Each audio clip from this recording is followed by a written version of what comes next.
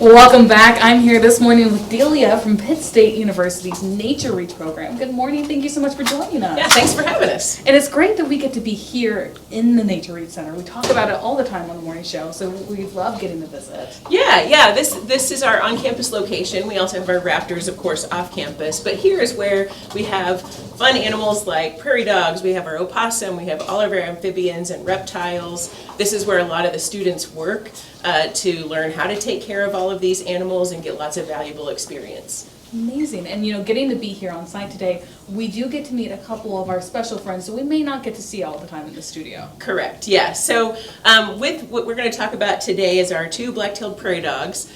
We lovingly call them Benny and Jet. Aww. And they represent the shortgrass prairie, and we don't have shortgrass prairie in southeast Kansas. We do have it in western Kansas, and they're a really important animal to talk about because they are what's called a keystone species of the shortgrass prairie. They're ecosystem engineers, so they build all of these really cool underground tunnels or prairie dog towns, and then other animals use those towns. And then they're also a really important food source for black-footed ferrets. And black-footed ferrets are endangered in the state of Kansas. Well, they're federally endangered as well. And so, very important animal to talk about. And I have to say, they are pretty darn cute. Yes, I mean, just watching Benny and Jet run around here is so much fun. What are you hoping the students here at Nature Reach are able to learn from Benny and Jet here? Yeah, so they get to learn how to handle an animal that sometimes they're not always the easiest animal to handle. They sort of have certain people that they like, but we all have to learn how to handle animals. And they get to learn about their diet.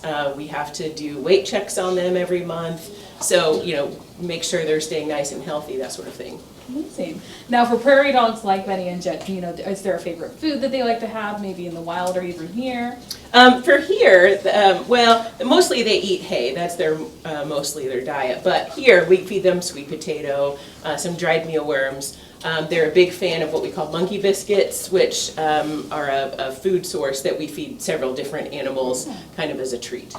Amazing. So when did these guys join the team here at Nature Reach? So they are about 3 years old, and their average lifespan is about 6 to 9 years old, somewhere in that neighborhood.